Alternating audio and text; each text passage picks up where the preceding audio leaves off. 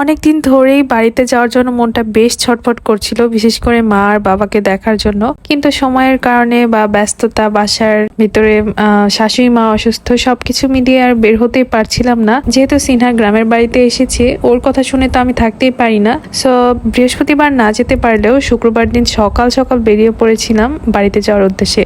আর আপনাদের ভাই আর অপেক্ষা করলে দেখা যেত যে বিকাল 3টা-4টার আগে বাসায় যেতে পারতাম না, আবার যেতে না যেতে আসার জন্য একদম তাড়াহুড়ো করতো। তো আমি চিন্তা করছি সকাল সকাল যে সারাদিন সবার সাথে সময় কাটাবো এবং বিকালে হয়তো বা আপনাদের ভাইয়া আমাকে নিয়ে আসবে। তো যে কথা সেই কাজ, সকাল সকালে বেরিয়ে পড়েছিলাম। আর পরিবেশটা সত্যি অনেক সুন্দর ছিল। আর সকালের এইরকম মুগ্ধকর পরিবেশ দেখলে এমনিই মনটা ভালো হয়ে যায়। এছাড়া আমার দেখা সেরা রাস্তা বা সেরা সুন্দর জায়গা হচ্ছে মানিকগঞ্জ জেলার ভিতরে এই জায়গাটা। মানে রাস্তা দিয়ে যাওয়ার সময় মনও মুগ্ধ করা একটা জায়গা।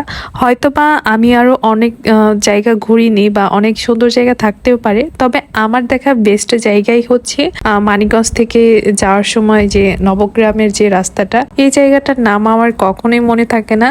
সো যাই হোক, বাসায় যেয়ে অনেক সময় কাটিয়েছি, কিন্তু ওগুলো হয়তো বা ক্যাপচার করা হয়নি। তবে আমি এমন একটা মানুষ যার কিনা প্রকৃতির মাঝে থাকতে ভালো লাগে। তো চকে দেখা যায় যে অনেক জঙ্গল, তারপরও চকে গিয়েছিলাম, কিন্তু বিশ্বাস করেন সেই সময়টা আমার একবারও রাসেল ভাইপারের কথা মাথায় ছিল না। কিছুদিন আগেই তো এই রাসেল ভাইপার নিয়ে সোশ্যাল মিডিয়ায় বেশ তোলপাড় ছিল, কিন্তু গ্রামে যে রাসেল ভাইপার নামে যে কোনো সাপ বা সাপের কারণে আতঙ্ক হচ্ছে, এটা কিন্তু কখনোই মনে হয়নি, বা আমার এই কথাটা তখন মনেই ছিল না। আর এটাই হচ্ছে আমার সিনহা আম্মুজান। ও তো আমাকে এই ছোট ছোট এগুলো কি বলে, কাশফুলগুলো আমাকে উঠিয়ে দিচ্ছিল। অনেকদিন পর ওকে দেখলাম, অনেক ভালো লাগলো। মানে মোটামুটি 1.5 বছর পর আমার আম্মুজানটার সাথে দেখা।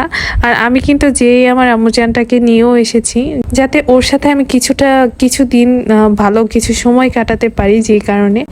আর আমিও একটু ঢং করছিলাম, এত সুন্দর বাতাস। আর আমিও মানে রাসেল ভাইপারের কথা একদমই মাথায় ছিল না, শুধু জঙ্গলের ভিতর দিয়েই ঘুরছিলাম আর কি। এত ভালো লাগছিল, অনেকদিন পর বাড়িতে এসেছি যে কারণে। আর এইদিকে আমার ছোট বোনটাও দাঁড়িয়েছিল। আমার এই ছোট্ট বোনটা কবে যে এত বড় হয়ে গেল বুঝতেই পারলাম না। দেখতে দেখতে চোখের সামনে একদম লাফ দিয়ে বড় হয়ে গেল। যাই হোক, আমরা দুই বোন আবার একদমই বিপরীত ধর্মী হয়ে গেছি। আমি যেমন ছবি তুলতে বা ভিডিওস বানাতে পছন্দ করি, আর আমার ছোট্ট বোনটা দেখা যায় তার বিপরীত ভাবে, ও কোনো কিছুই পছন্দ করে না, এরকম আর কি। দিনের যতটুকু সময় বাড়িতে ছিলাম সবার সাথে সুন্দর এবং ভালো একটা সময় কাটিয়েছি, কারণ আমার সব সময় সবার মাঝে থাকতে ভালো লাগে। কেন জানি আমার শ্বশুর বাড়িতে সবসময় আমার কাজ ছাড়া দেখা যায় যে একা একাই থাকতে হয়। এই কারণে আসলে বাড়ির সবাইকে খুব বেশি মিস করি। আর সিনহাকে যেহেতু আমার সাথে নিয়ে এসেছিলাম, তাই ওকে সন্ধ্যা নাস্তা দেওয়ার জন্য বাসায় এসে আবার লুডুস রান্না করেছিলাম।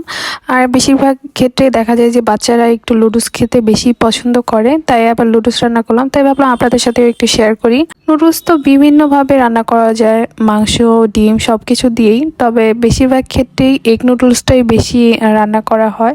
তো আমিও ঝটপট এগ নুডলস রান্না করে নিয়েছিলাম। বাই দ্য ওয়ে, যারা আমার ভিডিওটি এই পর্যন্ত দেখে এসেছেন তাদেরকে অসংখ্য ধন্যবাদ, এবং অবশ্যই আমার ভিডিওটি ভালো লাগলে ভিডিওতে একটা লাইক দিবেন। এছাড়া আমার অনুপস্থিতিতে যারা আমার ভিডিওগুলো মিস করেছেন, আমাকে বিভিন্ন প্ল্যাটফর্মে এবং যারা পেজে নক করেও বলেছেন, আপু তুমি কেন ভিডিও দিচ্ছ না, কি হয়েছে, তোমার ভিডিও রেগুলার কিন্তু যাই, আসলে তাদের জন্য অনেক অনেক বেশি ভালোবাসা। একটু ব্যস্ততার কারণে হয়তো বা এতদিন ভিডিও দিতে পারিনি, তবে ইনশাল্লাহ এখন থেকে চেষ্টা করব আপনাদের সাথে রেগুলার ভিডিও শেয়ার করার। যাই হোক, ইতিমধ্যে আমার নুডলসটা প্রায় রান্না শেষ হয়ে এসেছে।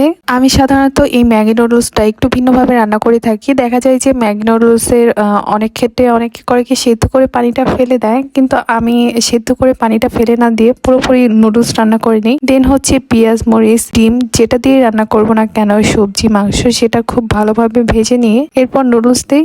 এরপর আমি একটা মশলা রেখে দিই লাস্টে দেওয়ার জন্য, সেটা দিয়ে আমি খুব ভালোভাবে মিক্স করে নিই। যাই হোক, বিকালের নাস্তায় এরকম সুস্বাদু নুডলস রান্না খেতে খেতে আজকের ভিডিওটি কিন্তু বিদায় নিতে চাচ্ছি। দেখা হবে আবারও নেক্সট কোনো ব্লগে। সে পর্যন্ত সবাই সুস্থ থাকবেন, ভালো থাকবেন। আল্লাহ হাফেজ।